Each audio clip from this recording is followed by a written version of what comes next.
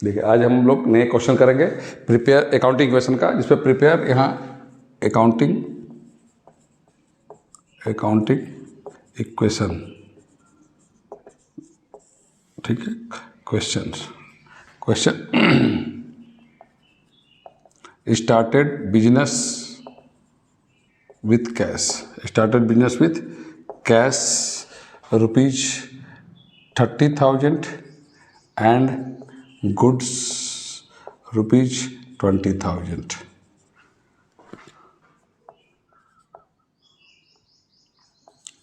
Deposited into bank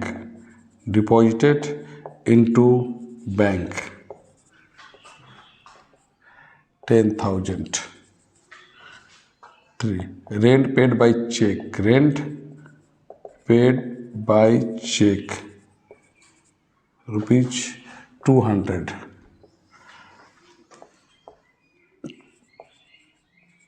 Purchases goods on credit rupees 20,000. Sold goods and received check rupees 10,000. Costing rupees 8,000.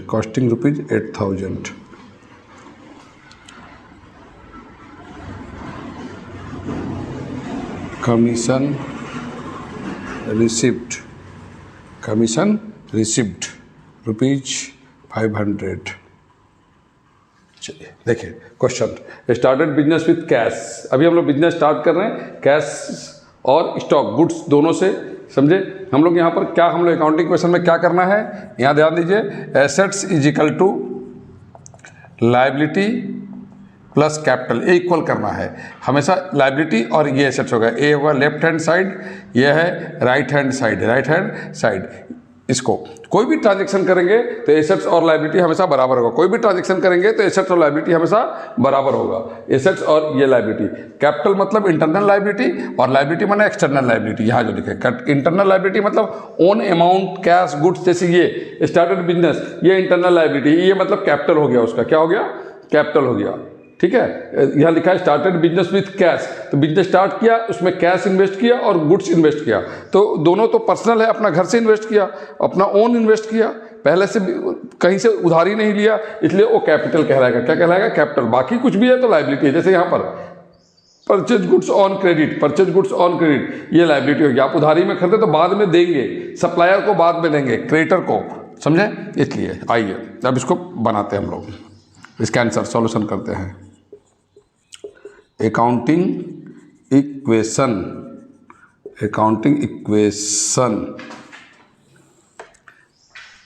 ये format बनाएंगे। दो column ऊपर में रखेंगे, पहले दो कॉलम ऊपर में रखेंगे, यहाँ सीरियल नंबर और यहाँ पर उसका ट्रांजैक्शंस के लिए कॉलम बनाएंगे, और यहाँ पर सीरियल नंबर, यहाँ ट्रांजैक्शन, और यहाँ पर assets is equal to liability plus capital, ये हमको यहाँ पर शो करके दिखाना है। और एवरी ट्रांजैक्शन, कोई भी ट्रांजैक्शन यहाँ लिखेंगे उससे कुछ ना कुछ क्रिएट होगा, उसको ध्यान देना है कि कौन सा ट्रांजैक्शन से कौन सा एसेट्स या लायबिलिटी क्रिएट हो रहा है। जैसे यहाँ लिखा है पहले started business with cash and goods, started business with cash and goods. तो यहाँ पर बिजनेस में मेरा कैश क्रिएट होगा और गुड्स माने स्टॉक क्रिएट होगा। पिछले क्लास में भी हम बताए थे कैश और गुड्स, जब भी गुड्स में आएगा, गुड्स मतलब commodity purchase for resale, goods का meaning commodity purchase for resale. तो यहाँ पर हम लोग कितना कैश इन्वेस्ट किए 30,000 एंड गुड्स कितना इन्वेस्ट किए 20,000। ये टोटल इन्वेस्टमेंट ओन इन्वेस्टमेंट है, अपना इन्वेस्टमेंट है, इसलिए हम उसको कैपिटल लिखेंगे। क्या लिखेंगे, कैपिटल। कितना कैपिटल होगा मेरा 50,000, कितना कैपिटल होगा 50,000। उसके बाद number two deposited into bank, हम कैश को बैंक में जमा कर रहे हैं, deposited into bank, deposited into bank, deposited into bank. हम लोग यहाँ पर देखें कितना डिपॉजिट किया 10,000, तो इसका मतलब मेरा कैश आउटफ्लो हुआ 10,000, कैश गया मेरा, और एक नया एसेट क्रिएट हुआ बैंक, मेरा एसेट क्रिएट हो गया बैंक 10,000 का क्रिएट हो गया, मैंने प्लस है, और अगर कैश गया तो माइनस में है। आपको यही समझना है हर के साथ कि जैसे business started business with cash, तो आपका कैश बिजनेस में आया, एक कैश आया तो इसके लिए कौन सा लायबिलिटी क्रिएट होगा, कौन सा एसेट क्रिएट होगा, तो कैश एसेट क्रिएट हुआ, ये कैश मेरा ओन है इसलिए कैपिटल लिखेंगे, गुड्स मेरा ओन है इसलिए कैपिटल लिखेंगे, तो दोनों ऐड करके 50,000 हमने लिख दिया। फिर यहाँ पर deposit into bank, deposited into bank, bank में जमा किया तो 10,000 10,000 रुपीज मेरा कैश में माइनस हुआ 10,000, और 10,000 बैंक में क्रिएट हो गया। अब इसका न्यू इक्वेशन निकालेंगे, फाइनल आंसर निकालेंगे इसका। यहाँ पर है एक इस तरह से, यहाँ पर मेरा कैश 20,000, यहाँ पर स्टॉक 20,000 और बैंक 10,000 हो गया, और यहाँ पर मेरा 50,000 का कैपिटल, इसका सारा का ऐड करेंगे, इसके इक्वल टू होना चाहिए। ये मेरा हो गया new equation, new equation, new equation हो गया इस तरह से। ये जो क्रिएट हुआ, ये जो नया निकला, ये अमाउंट जो 20,000, 20,000, 10,000, 50,000, ये न्यू इक्वेशन हो गया ऐड लेस के बाद। अब इसमें थर्ड नंबर जोड़ेंगे। थर्ड नंबर क्या है? Rent paid by cheque, rent paid by cheque, rent paid by cheque कितना 200। चेक से पेमेंट हुआ मतलब दैट मीन्स बैंक से पेमेंट हुआ, बैंक से। अगर कहीं रेंट पेड खाली लिखा तो कैश से पेमेंट होता, मतलब कैश में कोई इफेक्ट नहीं होगा। और रेंट मेरा नॉमिनल एक्सपेंसेस है, मतलब कि रेंट मेरा पैसा गया, जैसे यहाँ पर पैसा गया तो उसके बदले में बैंक में आया, यहाँ पर पैसा गया लेकिन उसके बदले में कुछ भी एसेट नहीं आ रहा, इसका मतलब ये एक्सपेंसेस है। ये क्या है? एक्सपेंसेस है, खर्च हो गया। Service motive amount called expenses. 20,000 plus 20,000 plus 9,800, यहाँ पर 49,800 टोटल हो गया। उसके बाद 4 नंबर, ये हो गया न्यू इक्वेशन। क्या हो गया? New equation. ऐसे लिखना है, ये जो भी प्लस माइनस करके आएगा वो न्यू इक्वेशन होगा। 4 number 4 number purchase goods on credit, purchases goods on credit, purchase goods on credit ₹20,000। Question है इसलिए अमाउंट नहीं लिख रहे हैं। परचेज गुड्स ऑन क्रेडिट ₹20,000, मतलब हमने गुड्स परचेज किया तो स्टॉक में प्लस होगा पहले। अब आ जाइए, मेरे पास स्टॉक आ गया, हमने क्रेडिट मैंने उधार में खरीदा, पैसा बाद में देंगे, मतलब लायबिलिटी। जिसको बाद में बार बार बोल रहे हैं, जिसको बाद में पैसा देना है उसको क्रेडिटर बोलते हैं। क्या बोलते हैं? क्रेडिटर। कितना क्रिएट हुआ क्रेडिटर मेरा? 20,000। कितना क्रिएट हुआ मेरा क्रेडिटर? प्लस 20,000 क्रेडिटर क्रिएट हो गया, डैश यहाँ पर, और यहाँ पर कुछ नहीं है, डैश। अब 0 भी लिख सकते हैं यहाँ पर, 0 20,000 प्लस स्टॉक हो गया 40,000 प्लस हो गया 9,800, 9,800। यहाँ पर देखिए कि आपने गुड्स परचेज किया तो स्टॉक क्रिएट हो गया, स्टॉक बढ़ गया, इंक्रीज हो गया, और लायबिलिटी भी इंक्रीज हो गया। आपको यही याद रखना कि अगर क्रेडिट परचेज करेंगे, कुछ भी क्रेडिट परचेज करेंगे तो एसेट्स क्रिएट होगा और लायबिलिटी भी क्रिएट होगा, लायबिलिटी भी क्रिएट होगा। 20,000 प्लस 49,800। उसके बाद 5 नंबर, ये हो गया आपका new equation, new equation, new equation. 5 number, sold goods and receive cheque cost 10,000। हमने सामान बेचा और 10,000 का चेक मिला, लेकिन जो सामान बेचे उसका कॉस्टिंग था 8,000 रुपये। कितना कॉस्टिंग था? 8,000 रुपये। इसमें प्रॉफिट इन्वॉल्व हो गया। 8,000 का सामान 10,000 में बेच दिया, 8,000 का गुड्स कितना में सेल कर दिया हम लोग? 10,000 में सेल किए। यहाँ पर sold goods, sold goods and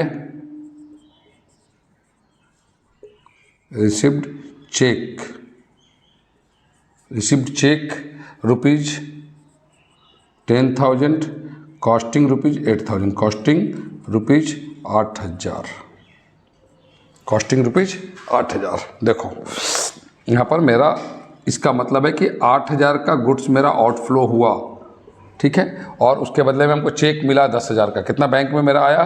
10,000 check हम लोग यहाँ पर एजम्पशन ले लिए कि चेक को बैंक में डिपॉजिट कर दिए, इसलिए मेरा बैंक का बैलेंस बढ़ गया।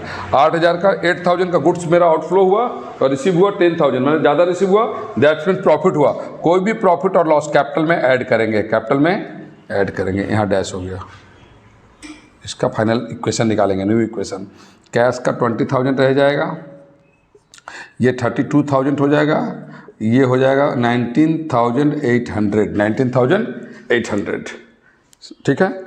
इसका यहाँ पर आपका आ जाएगा, इसका डैश कुछ नहीं हुआ, 20,000 का 20,000 रह जाएगा, यहाँ पर 51,800 इसको ऐड करेंगे।